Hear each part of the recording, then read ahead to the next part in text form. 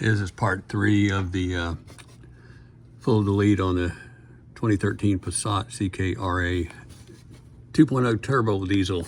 So this is the EGR segment where we took the entire EGR unit out. So I'm gonna have to work backwards on this because we've already done it. So this is the EGR unit here. Just one of the many parts of this absolute nightmare of a emission system that, you know, mandated upon these cars to do nothing but choke them down.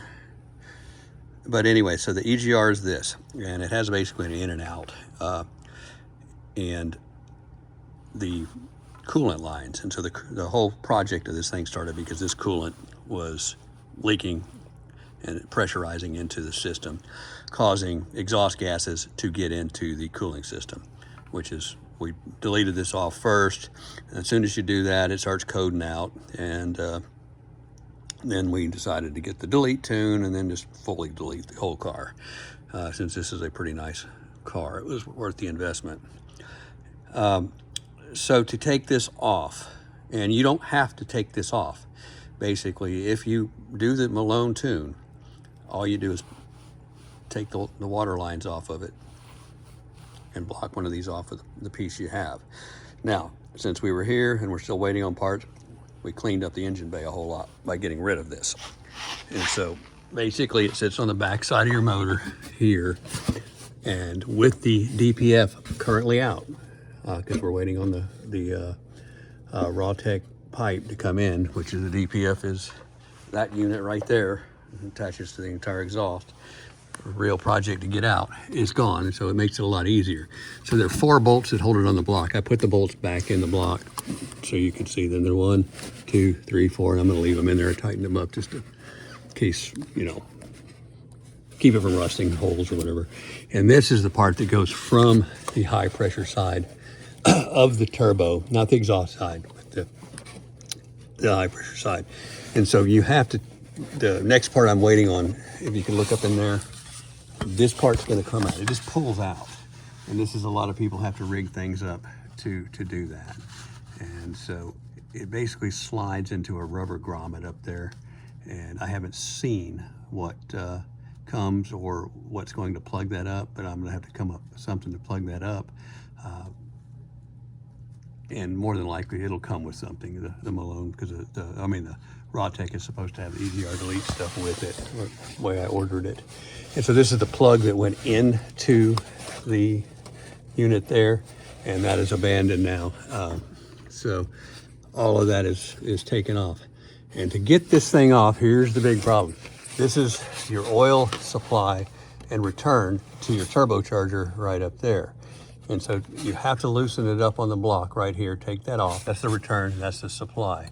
And so you take those loose, pull them out enough. And in order to pull them out enough, you gotta get up here, and you see the Torx bits that are up on the bottom side of the turbo, right there. There are T27s, I believe, on that. And right there, yeah, in there. Just loosen them up. You don't have to take them out to where that can just pull back a little bit. And when you pull back a little bit, you're able to slide the entire EGR that way and then pull it out. And once you get those out, it's not that hard. And so, you know, with that DPF gone, it makes the job a whole lot simpler, and you don't have to fight it. So if you decide you're going to pull it off, this is the time to do it. Again, you can leave that on the car if you don't want it. Nobody's ever going to notice it on there. I just wanted it cleaner. You do get rid of a couple of other pieces that are attached to that, which this is one of them here that hooked to it and goes up, and it's a sensor, and that's all abandoned. There's so many plugs that are abandoned on this car that it just makes your head spin, but the tune takes them all out. And if you saw the car before, we had a whole wiring pigtail sitting down that went to all of the NOx sensors and the regen and all that stuff here. And what we did is we put those in a nice plastic bag, tie wrapped it up, and put them back up under here. So those are all out of the way now, and waiting for the next step. And the next step, of course, will be part 4 of this video. But this is part 3, and it's just pulling that EGR out of there. I said, once the DPF out of there, this project is not that hard. And so between here and between here, right up in here, you can get to a lot of that. And so once you get those 4 bolts out of there, you're gonna say, oh, that thing's gonna come right out of there. But no, it's not until you, and this is probably the most sensitive part. And remember, this part here has a little, what do you call it? That banjo fitting has copper washers front and back. So make sure you don't drop those. Because if you put that back on without those copper washers, you're gonna have oil leaks and you're gonna be hating yourself. So that's that. That's, yeah, be real careful with that pipe. Just take the big nut off, and that's actually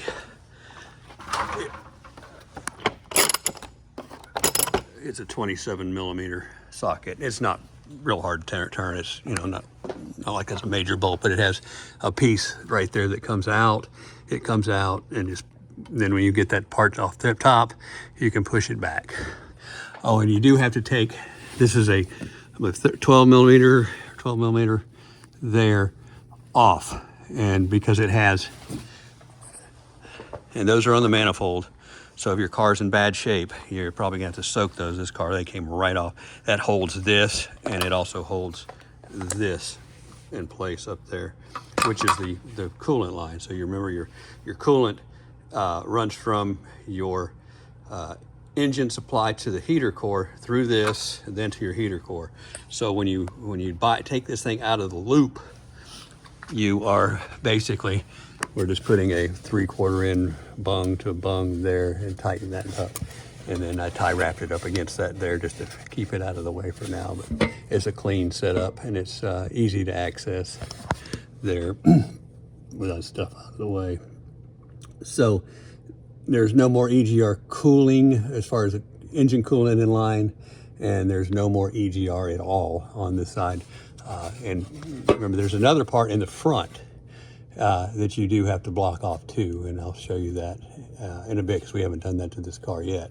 And it's just a little plate that goes in there, or you can delete that whole tube, but that's another part of the, I got a low pressure and the high pressure EGR, 2 different deals here. So,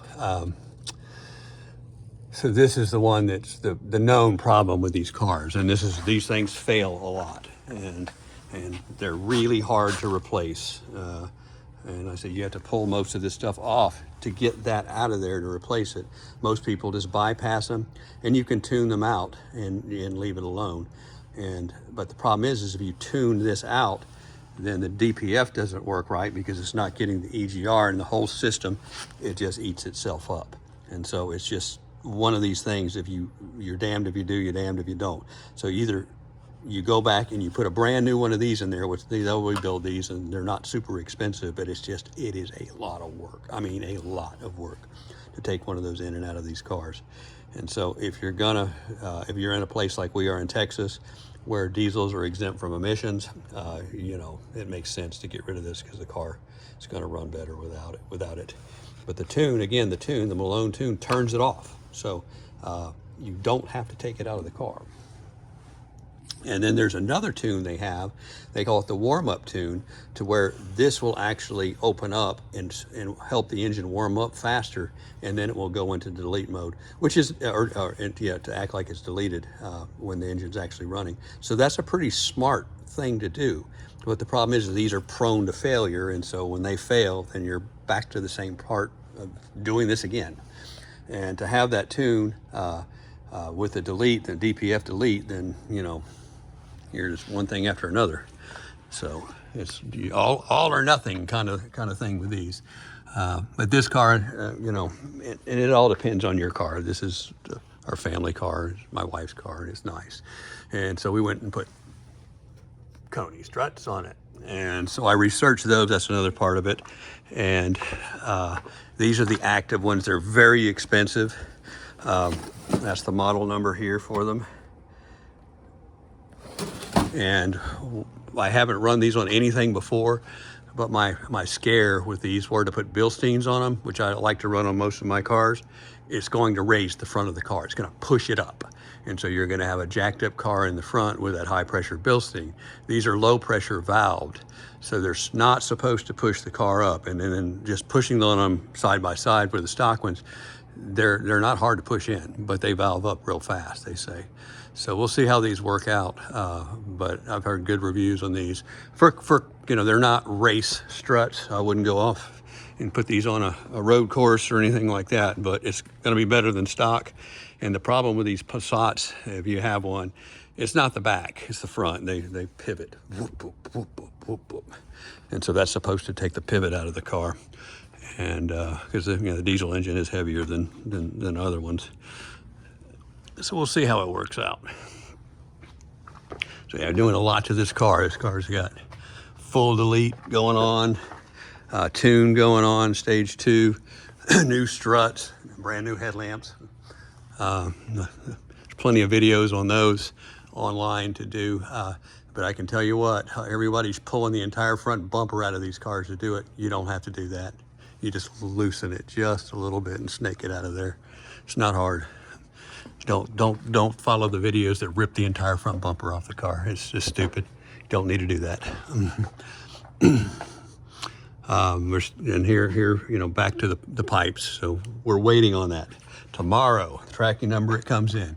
And yep, I had to pay a tariff fee to get that in, because it does come from Canada, from Rawtech. So, and that tariff fee was $100 and something, but they did give me a little bit of a discount on it when I bought it, made up for it, but still had to do that. So DPF delete, nice and clean. The only loose end on this right now is what to do with this. The plug up under the turbo, which is a rubber grommet piece. If they don't send me anything with that, I'm gonna have to rig something up. If they do send me that, I'll put that in, make it work. And then the front part, which I'll show you on the next segment. And then the pipe addition, which will bolt to the turbo, bolts here, and then connects to here. And we're still not certain if we get rid of this NOx sensor, O2 sensor in the back pipe segment or not. Whether it hooks here or here, we don't know yet. So I'll find out when we get it. That's why we just left it on there. But you do get rid of this. So if that part's had to stay in there, we'll just put a plug in it. Or just whack the wire off and leave that as the plug. So we'll see. But there you go. Look at all that stuff right here. It's not 100 pounds worth of stuff, but it's probably worth 45, 60 pounds of stuff there at least. But it's just so much junk. I mean, just so much. And it does nothing but hurt the car's performance and efficiency. So it's just crazy. And when you look at some of the bigger diesel trucks that we've seen, it's just as bad, you know, the newer stuff. And but again, so we're lucky we don't have to deal with the emissions on diesels here in Texas, because our governor was nice and said, you don't need this stuff. But gas cars, you do. And all cars in Texas are exempt for emissions testing, except for the major cities. And the major cities, of course, where we live, in Dallas, Houston, San Antonio, Austin, you have to emission test them, and it's the same standards as anywhere else, like California, etc., except for diesels. Diesels are exempt, and that's diesel trucks and everything. So pretty cool. Anyway, thanks for watching.